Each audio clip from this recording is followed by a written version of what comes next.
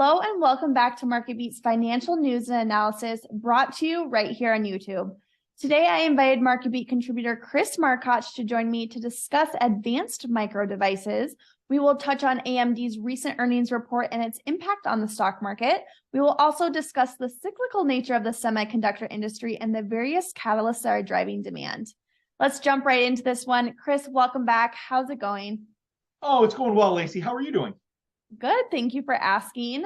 All right, Chris, AMD reported earnings on January 31st. And from what I see, the numbers were good, but not great. It's always good to beat on those both revenue and earnings, but the stock is moving that much. Are you going to tell me the company's guidance is likely scaring some investors away, or what's the scoop on that? I really wish that I could figure out the chip sector, but since I don't really have a better answer for you right now, I'd say let's go with that one. Yes, it's the guidance that the company gave is probably keeping activity in the stock a little bit muted, let's say. Chris, what are you trying to figure out with the chip sector? Well, so investors understand that semiconductor chips fall in that area called cyclical stocks, okay? So when demand for goods and services is high, chip stocks usually rise, but it's the question of when do they rise. Semiconductors are needed on the front end of a supply chain, right? So when I look at the sector right now, it's hard to really tell what's going on. There should be a lot of catalysts for AMD. You say artificial intelligence and the need for chips in artificial intelligence is growing. So that should be a catalyst. Then you look at the need for electric vehicles. There's thousands of those chips that are needed in every single EV. That should be a catalyst. You look at the Biden administration making chip manufacturing here in the United States a priority of the administration. That should be a catalyst. And yet, all these things should be catalysts, and yet it doesn't really seem to be moving the semiconductor industry that much. I've done these types of videos with you long enough to know, Chris, I sense another one of your butt statements coming. We just can't sneak past those, can we? No, you know my pattern pretty well.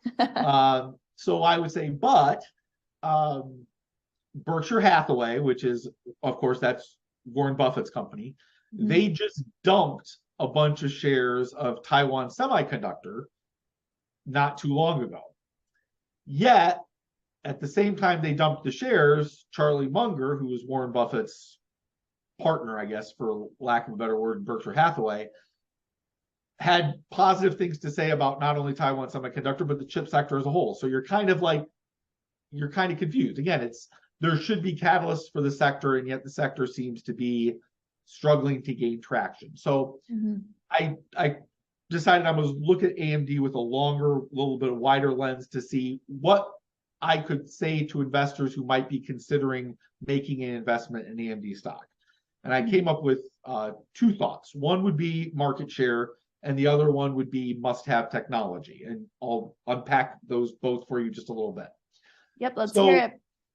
I'm not an expert in computer technology. I'm happy when I turn my computer on and it powers up the way I expect it to. But obviously they're powered by the central processing unit, CPUs, and AMD has a large market share in that market. Why is that important? Well, their earnings report confirmed that sales of desktops, laptop computers, devices such as that are declining, and that's to be expected. They spiked really high during the pandemic. It's logical that market's trying to find an equilibrium right now. But because AMD has a large market share, it's kind of like having the best house in a bad neighborhood. If investors are going to be buying desktops and laptops, which is still going to happen, there's a better chance that they're going to have a need for devices that have AMD chips in them. That should help the company in terms of revenue and profit.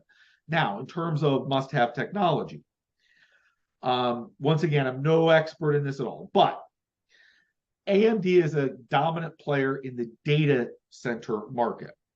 In fact, in their most recent quarter, the revenues jumped 42% year over year in that area. The big reason for this is AMD has what I just want to look at my notes here just real quickly. They have what they call the EPYC server processors. And that's a type of CPU specifically used for data centers and high performance computing. Now, why is that significant? Well, companies like Microsoft and Alphabet have already come out and said they're seeing weakening demand in the cloud sector. That would seem to be a negative for semiconductors. However, it just because some of the service aspect of the cloud is weakening, those companies are still going to need to keep their technology on the cutting edge to be able to attract their customers.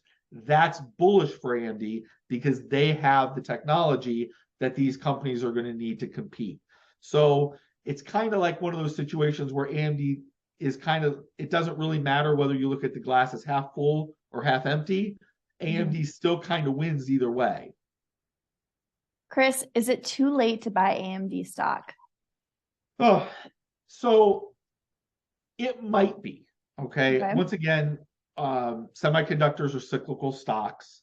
And while I think there's reason to be optimistic about the sector, maybe more now than a year ago, it's still looking like, at least for the first half of this year, it might be some tough going. Now, Thomas Hughes wrote an article for MarketBeat about a week ago, right around the time earnings came out.